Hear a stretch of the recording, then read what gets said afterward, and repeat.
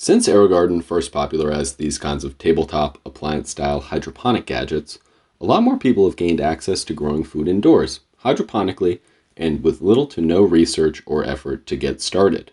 Not only do these units come in all shapes and sizes, but a ton of companies have started making a lot of different styles, often utilizing unique or patented technology and innovative features to distinguish themselves from competitors. But it's not necessarily clear which unit is the best for your home use. We'll talk through why each unit is different, what their initial and long-term costs are, and how it'll fit into your kitchen countertop.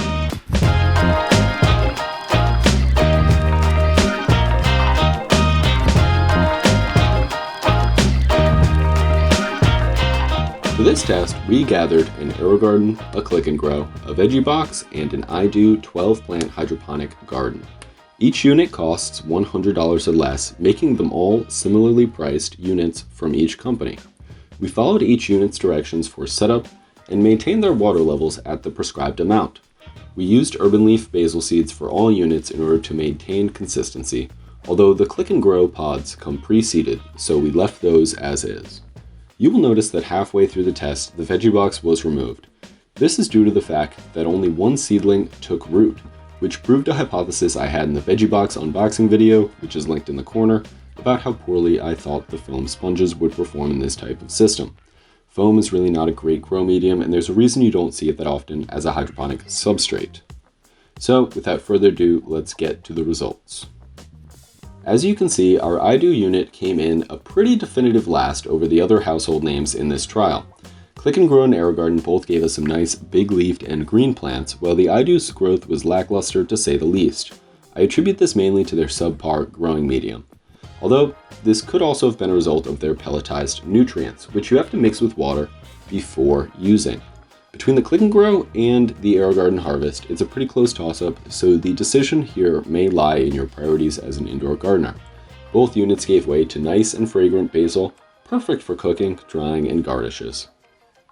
As you can see, we had drastically different results from the three units that were used. The two more popular units, the ClickandGrow and the Aerogarden Harvest, had much better results than the IDOO, but this could be due to a number of variables, namely different nutrients and a mystery medium that felt closer to foam than it did to coir or any other conventional hydroponic substrate.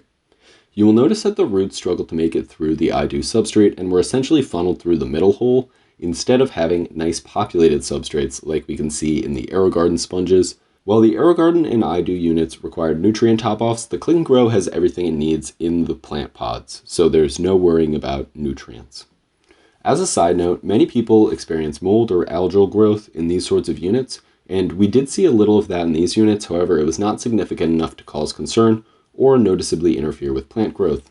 From our IDOO, we harvested a meager 34 grams of fresh basil in not so great condition. For our Aerogarden, about 93 grams in decent condition, and with our ClickandGrow, that came out to be about 67 grams in what I would call the best condition. This obviously makes the Aerogarden our winner when it comes to yield. However, the Aerogarden provides enough space for 6 plant pods, while the ClickandGrow can only fit 3 in a relatively similar amount of counter space. For long-term costs, we can look at electrical costs and the costs of refills. When looking at electrical costs, we can see that the IDOO is the least efficient out of these 3 units, while the ClickandGrow takes the cake at half the annual operating cost of the Aerogarden Harvest. Although this is probably due to the water circulating pump in the Aerogarden, which isn't necessary in the ClickandGrow due to their wicking hydroponic system. For refill costs, we have the IDOO again coming in much higher than its competitors here, and buying only brand name refills would make the ClickandGrow about 40% cheaper to operate over the course of a year than the Aerogarden. But the real value comes from buying Aerogarden refills and nutrients in larger quantities, which makes the annual operating cost almost 60% cheaper than the ClickandGrow when you buy sponges in 50 packs along with 8 ounces of nutrients. The ClickandGrow is the only unit here which does not need additional nutrients to be bought, but this does translate to higher per unit refill costs. The IDOO has the largest footprint of these units spatially, while the ClickandGrow and Aerogarden Harvest are relatively similar. Lighting is going to be slightly obnoxious from all of these sorts of units, but personally, I think that the ClickandGrow is the least optically offensive of these choices. Tabletop hydroponic units like these are a great way to get into indoor edible gardening and provide a gateway to hydroponics that is easily accessible for people of all ages and skill ranges. Which unit you choose to purchase for your home depends on many of the factors we spoke about and where your priorities as an indoor gardener lie. Regardless, have fun growing. Please like and subscribe for more content like this, and feel free to drop us a comment below.